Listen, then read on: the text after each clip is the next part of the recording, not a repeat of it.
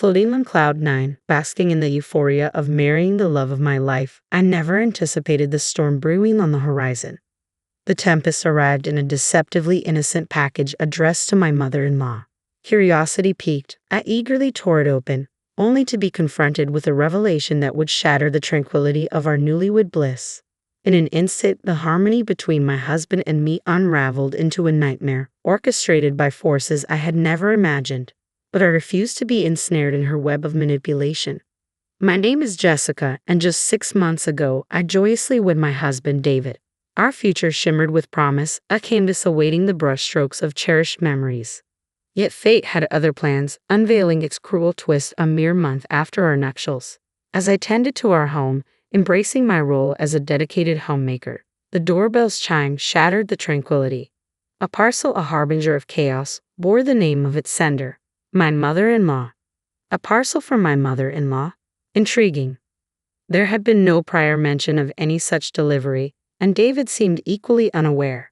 Piqued by curiosity, I untied the knots, securing the box. Within, an unexpected assortment greeted me, clothing, not the stylish ensembles one might anticipate, but rather a collection bearing the unmistakable signs of age and wear. "What is this?" I stammered, bewildered by the sight before me. "Old clothes," came the curt response. I was dumbfounded by the array of garments, some marred by telltale signs of use, others adorned with holes and frays. Among them, relics of bygone fashion eras lingered, now reduced to gaudy remnants of their former glory. As I grappled with this peculiar offering, the shrill ring of the phone pierced the air, a timely interruption from none other than my mother-in-law. "Oh, Jessica dear, did you get my gift?" No. How can you call that a gift? They're clearly old clothes, and they're hideous. Who could possibly consider this a gift? As I stood there, bewildered by the unexpected situation, my mother-in-law began to explain casually. "You see, those clothes are ones I used to wear a long time ago. I found them while tidying up my closet." But mother-in-law, some of them have holes in them." "Don't worry, dear. I included some new ones I bought recently. Please try them on." Despite my confusion, my mother-in-law chattered away cheerfully. Was this harassment, or was it genuine kindness? Honestly, I couldn't decipher her true intentions. When my husband David came home from work, he immediately noticed the mountain of old clothes. "Did Mom give you a gift?" "That's nice." It felt more like she was offloading them rather than gifting them. Even so, if my mother-in-law's intentions were kind, I didn't want to seem ungrateful. So I did mention the holes or the poor taste to David. A month later, another package arrived from her. As expected, it was filled entirely with second-hand clothes.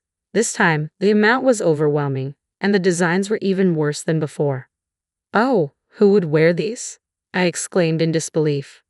I felt bad for my mother-in-law, but this was nothing short of an unwelcome favor.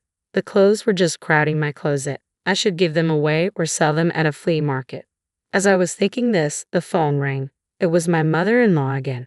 "Oh, Jessica, did the clothes arrive?" I gathered some really special pieces this time. Her cheerfulness was almost overbearing. Even so, it would be problematic if she kept sending them regularly. "They're old and not really my style, mother-in-law. I appreciate the gesture, but I don't usually wear such flashy clothes." When I gently declined, her tone suddenly changed, and she became angry. "Excuse me, Jessica. What do you mean by criticizing the clothes I went out of my way to send you? The correct response is thank you. No, actually just wear them, Jessica. Sending you all those clothes will surely save you some money, won't it? The next time you come over, make sure you're wearing what I've given you, okay?" With that, my mother-in-law issued her one-sided command and abruptly hung up the phone. I sighed, realizing I'd made her angry. I had never known her to be so forceful with her opinions. That night, I decided to gather my courage and talk to my husband about it. "David, do you have a minute?" "Wait, you got more presents from my mom." "Well, that's what I wanted to talk about." David still thought I was receiving gifts I'd enjoy. When I explained the situation, his eyes widened in surprise. "Second-hand clothes?" "Yes, second-hand clothes, and they're not my style at all. I can't possibly wear them." I told him about my attempt to gently refuse over the phone and how it had upset her. "Can you talk to her, David?" David stayed silent for a while, sensing my distress over the unwanted clothes his mom had sent. I hoped he would come up with a solution to smooth things over between us. "I'll call Mom," David finally said, stepping out onto the balcony with his smartphone. I hoped he could resolve the situation, but when he returned, he said something outrageous. "Mom told me she was just trying to be nice by sending you clothes. You make it sound like it's a nuisance. You should be more grateful." I was baffled by David's words. "Hold on a minute. I told you right. I can't wear those clothes. They're not my style at all. Your mom said she used to wear them. Are you making fun of my mom's taste? That's not what I meant. Besides, some of the clothes even have holes in them. Are you saying I should wear those?" "Enough." Mom started crying when I told her you didn't like the clothes. "Please don't upset her anymore," David yelled. After yelling at me, David stormed off into his own room, slamming the door behind him. "Wait, what? Is it my fault?" I muttered, stunned. I never thought David would take his mom's side. Even if he didn't exactly support me, he could at least try to understand my feelings. I felt as if I had been betrayed by my husband. The following month, another package from my mother-in-law arrived. When I visited my in-laws' home and it was discovered that I wasn't wearing the clothes she had sent, she exploded. "I went to all this trouble to send them to you. Why aren't you wearing them?" she demanded. "Yeah, Mom went out of her way to send them to you," David joined in, siding with her against me. "No one really cares or notices what you're wearing. More importantly, it's absolutely the worst that you're wasting Mom's kindness like this," he added. It seemed David was completely on his mother's side. "Do you even understand how I feel being given tasteless old clothes, some even with holes, that are out of style?" I retorted. Everything felt absurd. All my efforts to maintain a good relationship with my mother-in-law and all my explanations to my husband seemed to be in vain, completely ignoring my feelings. David began treating me more like a housemaid than ever before. "What is this food? Are you skimping on it? You're lacking awareness as a wife. You're a full-time housewife, so you should do better. There are wrinkles in the laundry. My mother wouldn't make a mistake like this. Do it perfectly," he criticized. He was becoming incredibly picky. When I bought new clothes, he yelled, "Even though you wasted Mom's kindness, you're buying new clothes." I thought to myself, I don't know if I can continue this married life any longer. Then one day, David's company trip was confirmed. "Make sure you prepare for my company trip starting tomorrow," he instructed me. I, who have been feeling increasingly like a housemaid lately, naturally felt frustrated. However, upon reflection, this might be an opportunity for revenge.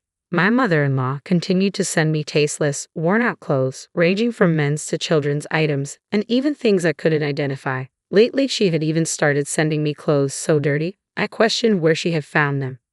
I retrieved the men's clothes from the pile and stuffed them into David's travel bag. This should do. David's company trip was scheduled for 2 nights and 3 days. During this time, I packed all the rags that had been sent from my mother-in-law into his suitcase. The next day, as soon as David departed for his trip, I began packing my belongings. Before leaving the house, I placed filled-out divorce papers on the table. Meanwhile, David, away on his company trip, found himself the subject of ridicule from his colleagues. "Hey, what's with these raggedy clothes, mate? Did you pick them up from a thrift store? Having a tiff with the missus, eh?" "Serves him right," his colleagues chuckled. That night, as expected, David called me. "Hey, what's the deal with the contents of the suitcase?" he demanded, his fury palpable even over the phone. I struggled to contain my laughter as I questioned David. "Is there an issue with your suitcase?" "What do you mean, an issue? Why are there these shabby clothes in here? Are you out of your mind, making your husband wear these? You think I'm crazy?" I replied calmly. "David, remember what you said, huh? Those clothes were sent as a gesture of goodwill by your mom. It'd be pretty odd for a son to waste such goodwill, don't you think?" Evidently, David hadn't realized the clothes I packed were from his mother. At my revelation, he stumbled over his words, caught off guard. "Hey, are you listening? Those clothes were sent by your mom. Since you were all for blaming me alongside her, you'll be wearing them without complaint, right?" I challenged. "Well, that's..." David was utterly flustered. I told him outright, "Do you understand now?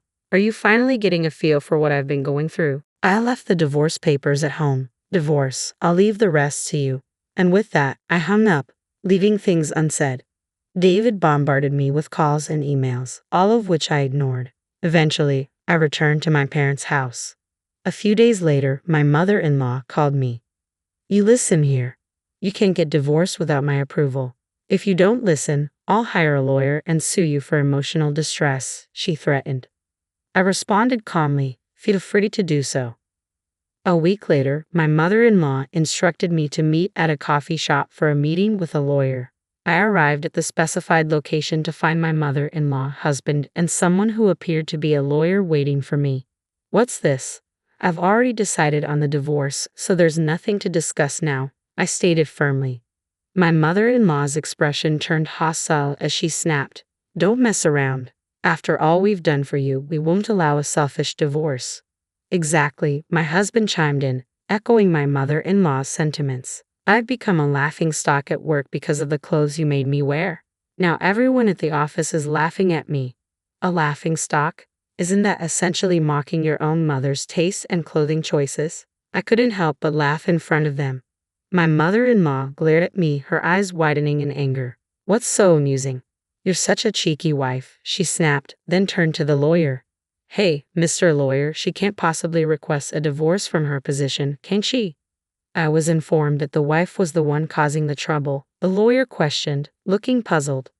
I made it clear, no, it's the other way around. I've been harassed by my mother-in-law and husband, receiving clothes like garbage every single month. Upon hearing this, the lawyer appeared perplexed. This is completely different from what I was told. My mother-in-law seemed flustered by the revelation. Growing impatient with their reactions, my husband abruptly stood up. That's it. I'm divorcing you, you useless wife. I'll demand full emotional distress compensation, he yelled at me. His outburst caught the attention of all the customers in the coffee shop. Seizing the moment, I asked, So, does this mean I owe emotional distress compensation? Wait, who exactly are you talking to? Who, the person behind me? He questioned, puzzled. I kindly clarified that to my puzzled mother-in-law. Just then, a figure from the back of the room emerged before us. David and my mother-in-law were taken aback, their mouths agape with surprise.